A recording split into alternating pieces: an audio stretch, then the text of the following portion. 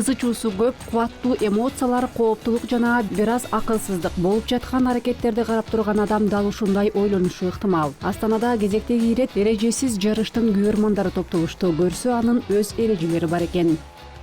Правила безопасности по техническому регламенту действительно существует. Чындыгында техникалык регламент боюнча коопсуздук эрежелери бар. Мисалга алсак, жараксыз абалга келип калганга чейин айдоочунун эшигин кабыштырып сүзүү жана ушул сыяктуулар.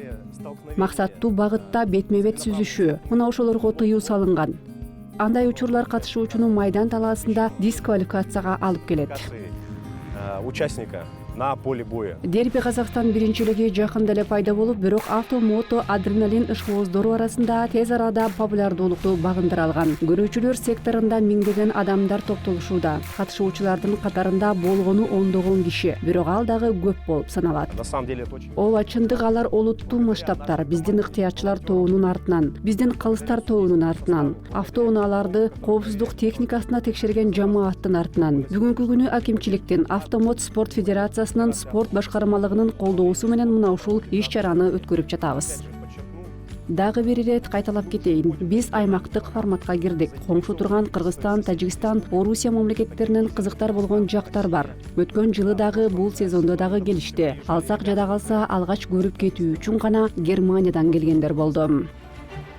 Автоунааларды карап туруп, бул мелдештер алардын катышуучулары үчүн жөн гана спорттон да артык нерсе экендигин түшүнөсүң. Ал деген кызыгуу, жандын эргиши, жада калса кумар, баса ошонун өзү кыйла олуттуу финансылык чыгымдарды талап кылат. Ар бир автоунаа бөтөнчө укмуштуу. Аны карап туруп, ой чабыттын катылып жаткан жерлерин, баалуулуктар менен ээсинин жан дүйнөсүн байкай аласың.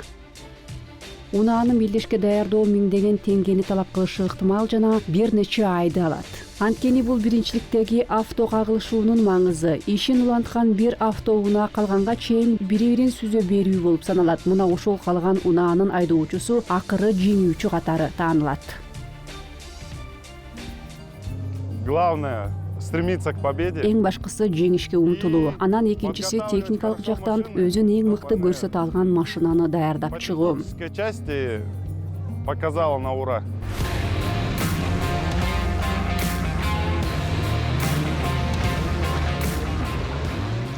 Автонун техникалык абалы жана коопсуздугу мелдештеги ийгиликтин жарчысы. Анан албетте айдоочуну аман эсен сактап калууну. Ушул сындуу жарыштарга катышкан автоунаага карата бир катар талаптар дагы бар. Мисалы, бир дагы айнеге болбошу керек. Анын ордуна атайын торч тартылат.